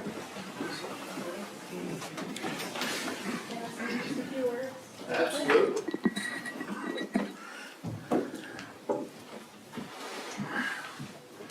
I was not expecting that, but I do want to just say a few things that, I can't express my gratitude enough for the trust and the support that you've given me. The leadership here in the past 10 years has been amazing. And you all should be proud of where we've come. When I started 10 years ago, we had a website that barely functioned. We had no social media. We certainly didn't have agenda software. So I think that we have made excellent strides to be more transparent. And you should be proud of that, and I hope that that continues. But the thing that I want to point out to you all, for yourselves and for the rest of public servants, the things that doesn't get talked about enough is your support system, your family, and the things that it does to them. So quickly, I just want to tell you that when I started here as a 26-year-old, my mom was so proud of me. I was 5 years out of college, and I'm going to try not to get emotional here, but she wanted her baby girl back home too, but she was proud. But the leadership here took me under their wing, the staff took me under their wing, and they supported me as much as possible all the way up until now. When my mom went into ICU last year unexpectedly, her only concern at that time was my safety and my mental well-being, because we were being told that we should be wearing Kevlar vests, and she was seeing that. That was her only concern the entire time she was in ICU, and I was working on my laptop to make sure that nothing fell through the cracks for this county. That was her only concern until she took her last breath on January 23rd, 2024. That happened on a Wednesday. We buried her on a Friday, and I was back here on Monday to make sure that nothing fell through the cracks here. And I say all that to say that these men and women to my left over here are human. And if there is no other message that I can send to the citizens of this county, I hope that it is just that. And I hope that you all understand that you're human as well. And that these people are public servants, and they are doing the very best that they can, but they have a family and a support system that loves them, and they are all going through something. And I hope that you take care of them, because without them, the citizens will not be served at all. So please keep that in mind. And if there's nothing else I can leave with you, I hope that that's the one thing that you take from this. But again, I appreciate you so much. I appreciate all of your support, all of the staff. You are included in that as well. I truly, truly value every relationship that I've created here. And I'm proud of where we've come, and I'm confident that you'll continue to succeed from here. So thank y'all.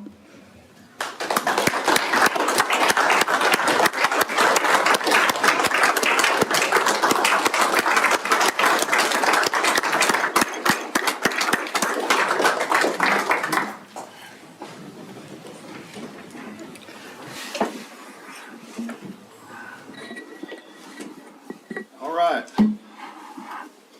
Dink, I think you're up.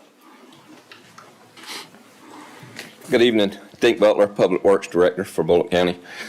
Just wanted to give you an update on the Helene situation.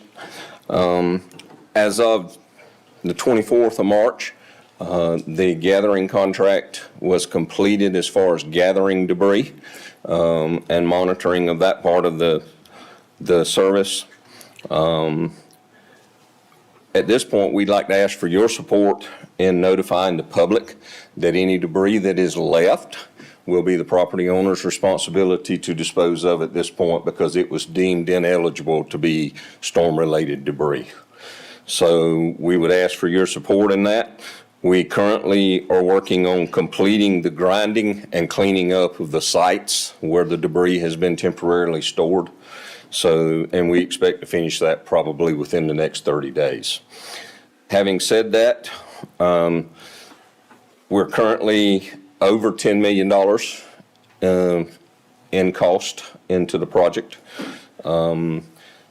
We have approximately between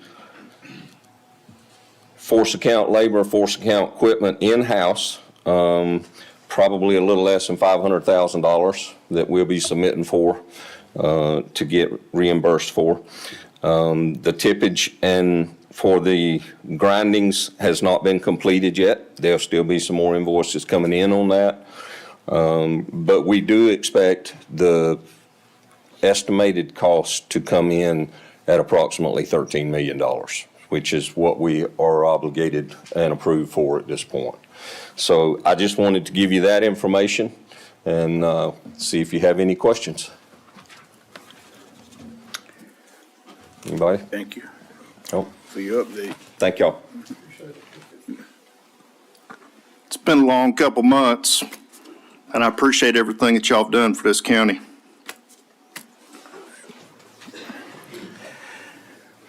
We just. Any other staff comments? Thank you again, Commissioners and Chairman. Excuse me. James Pope, I'm the Planning and Development Director as well as the Groundwater Sustainability Program Manager for Bulloch County. I just wanted to come give a quick update to you all and provide a meeting date that I hope takes interest to some of you all. Our well mitigation hotline is live. That's put in place as a 1-800 number that if your groundwater well goes out after the date that our local wells start drawing water from the aquifer, if your well goes out, we would ask, and you live in the 5-mile area from I-16 and 119, so 5 miles out from that point, to dial 1-888-353-8020. And you can find that number as well on our website. Really, if you have questions for the mitigation program, I would generally point you to call our office line, our general office line here. But you could call that 1-800 number in the event you can't, look up the other one. But again, that telephone number will be central to Bulloch and Bryan County residents. Our overall program website is now live. That is bryanbullochgsp.org. And that's, again, the overall program website. I also have a Bulloch County page on our website and has all the links and the telephone numbers, all that good stuff on it. As of yesterday, we have a draft RFP to solicit our on-call well drillers. So that is moving along as planned. So we anticipate having, again, that RFP out for well drillers to submit their proposals on time and so that, again, the wells can continue as planned. Our well registrations, which are voluntary for the program, I had to revise this total number down from previously, but 1,039 parcels that were identified in our portion of the 5-mile area. Of that total, we've now mailed out 875 letters to the residents. We did that out by how the tax parcels are. It's in a grid pattern, so we have 3 tax maps to cover in the remaining portion, so about 160 letters left to go, but those will be out probably tomorrow. Of our well registrations, we've received 27 to date. and that's online on our system, as well as what we've received in paper format. And I've received 7 phone calls regarding the program. So we've talked to 7 people that, again, have had questions about our program in general. And as the plan states, the advisory committee, of which you all place 3 members and an alternate on the committee, in addition to what Bryan County has, we're going to hold our initial committee meeting April 14th. And that will be from 3:30 to 4:30 at, Ron, correct me if I'm wrong, but it's at the Bryan County Board of Education. All right. The address to that is 8810 US Highway 280, Black Creek, Georgia 31308. Again, that committee meeting is open to the public. We wanted to find a facility within the target area, the 5-mile area, that would host, a building large enough for the public to come. So unfortunately, we do not have any facilities down that way that could host that. So Bryan County Board of Education is where we're offering that. Immediately following that committee meeting, again, which will be 3:30 to 4:30, we're going to hold a public workshop from 5 o'clock to 7 p.m. So 5 p.m. to 7 p.m. And that public workshop is really where, if you're concerned about your water wells at your property and you think you live in the 5-mile area or nearby, it's open to the public for anybody to attend, but it's primarily for those residents that they can come register their wells if they want to, but just hear general information about the program. In the event that a well goes down, what are you supposed to do? So that's what we're trying to get the information out and to say, call our 1-800 number and this is how we'll respond to you. And all that, well, not to give the presentation here, but that's what our public workshop will be about. Again, that's April 14th from 5 to 7 p.m. at the Bryan County Board of Education on Highway 280. So if you have any questions, I'd be more than happy to answer them or send them my way if y'all get questions. So. Mr. Pope, is there any deadline for the registration of these wells? No, sir. In fact, most of the questions I've received is that their concern would be if I submit my information now and I don't know I don't know anything about my well. I moved here 2 years ago and nobody, I don't know who drilled it. I've suggested that they go ahead and submit the information that they have. That gives us a contact information, a telephone number or email.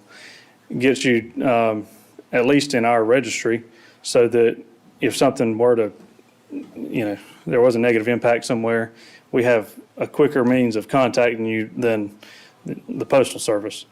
And so you can always, our program will, as long as it's in function, then we will have our well registration collection available. So you can always update your information, even if you send it now. If you find out, probably the well drillers are getting some phone calls now trying to figure out what their information is. If in 3 months you get more information, you can always update it. So. But I appreciate the question because that is what most of the phone calls have been about. So, okay. Thank you.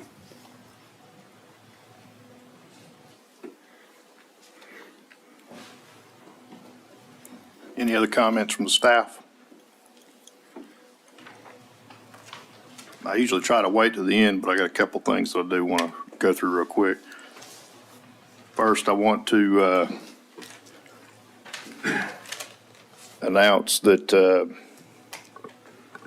Jolene Orfield has accepted our HR manager position officially as of yesterday. So I believe she's already left for the evening. But, oh, there she is. She's hiding in the back. Go ahead. Stand up. Oh, wait, she is standing up.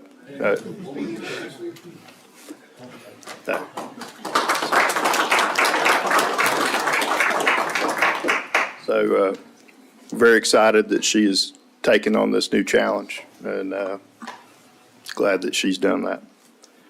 Next, always get excited when I get emails like this and I get to read them in public. But, and I don't mean this as a slight to anybody or anything, or a stick in the eye about the fire department or anything, but I got this email today and I like to praise in public, so it's exciting to be able to do this. But this morning, my family and I had a fire alarm, albeit false, at my house outside a register.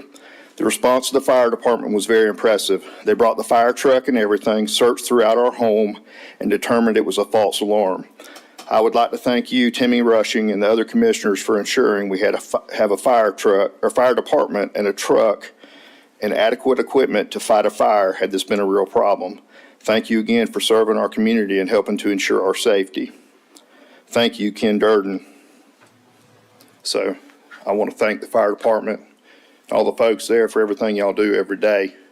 It's not every day that we get to hear a message like that. Usually the emails that I get, it's a lot of complaining, people talking about the things that aren't right in the community. So when I get an email like that I get to share with people in public, it does my heart some good. So thank y'all.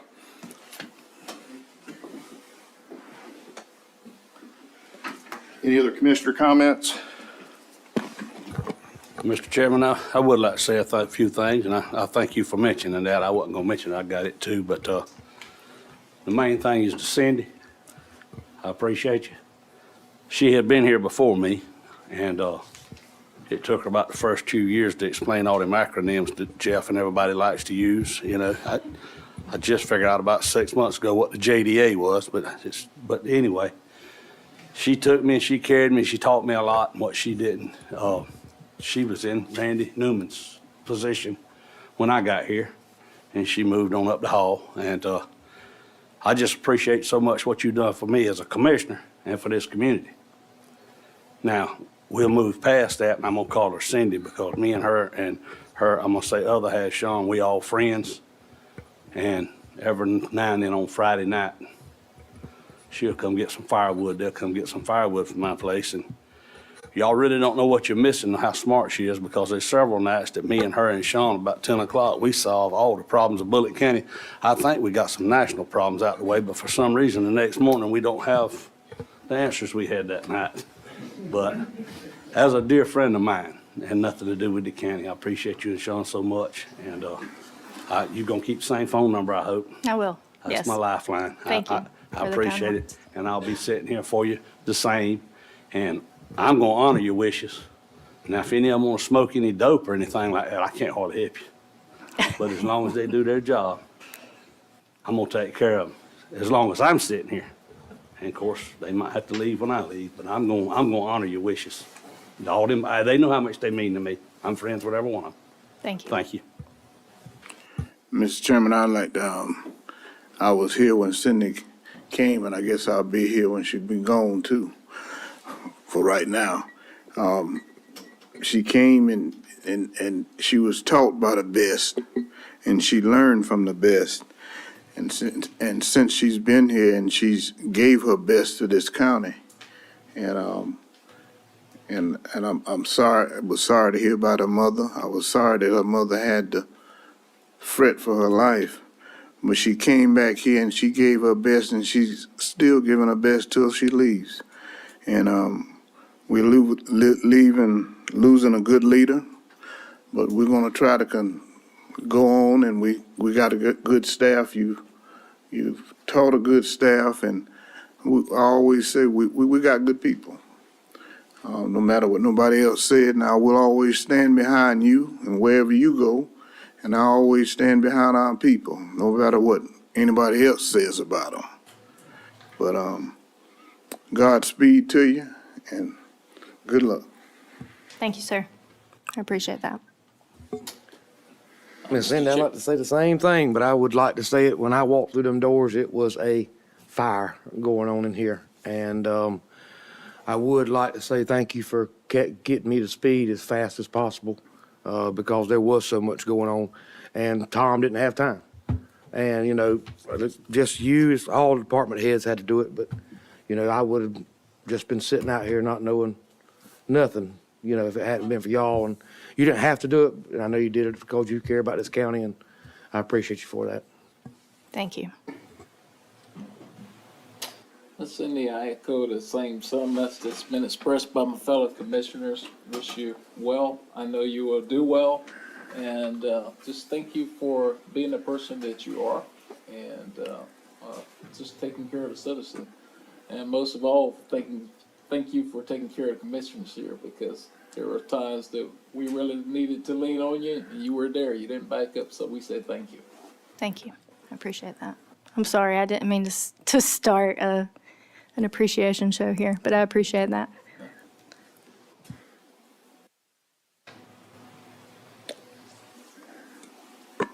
Any other?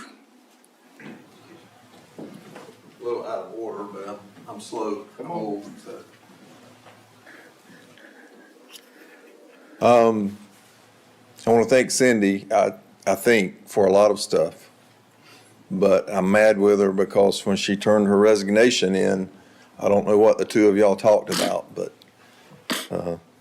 my name came out of it. So thank you, I think. In the Army, we have a phrase, it's called buddy is only half a word. Yes.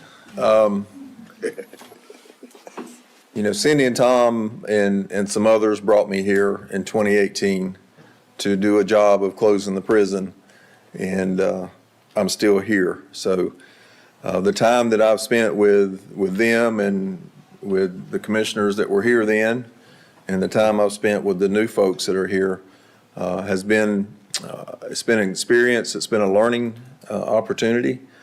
We're going to miss you. She has spent several days and will spend several more days giving me lots of notes. But I want to tell her again publicly that I am not taking her place. I'm not taking Tom's place.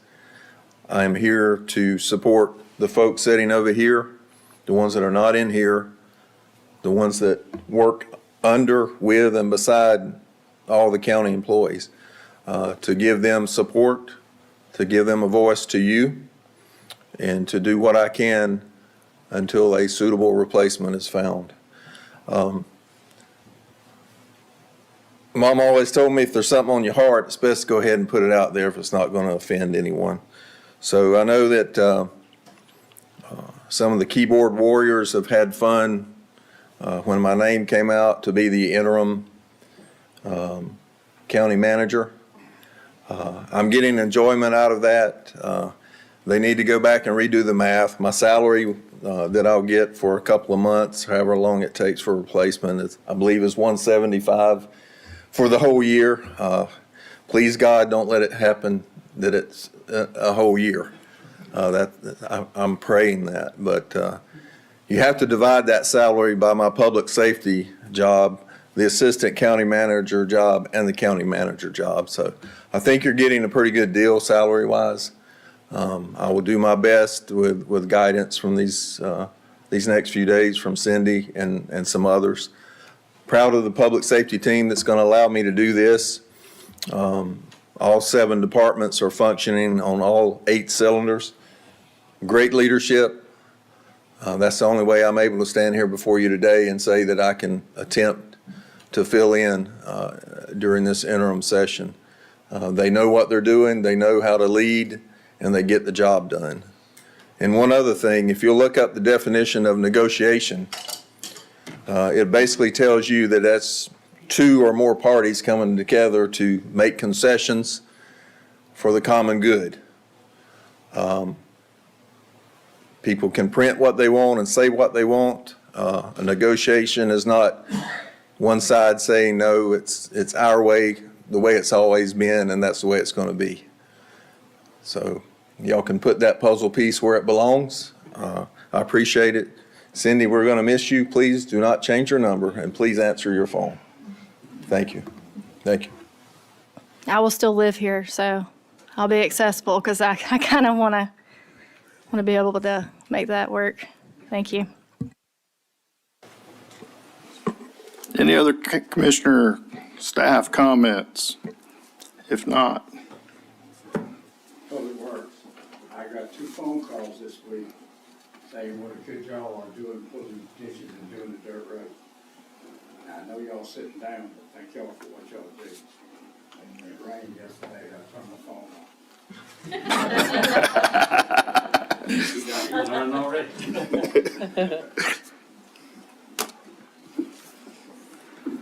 Okay, if that's all the comments and questions,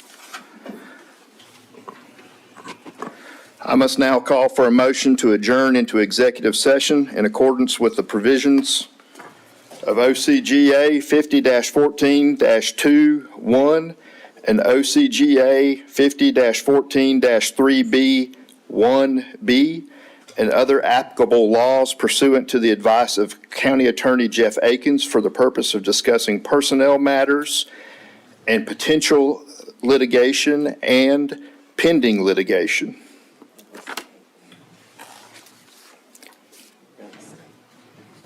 Do I have a motion? So moved, Mr. Chairman. All in favor? Motion carries unanimously. There will be no further action after this executive session.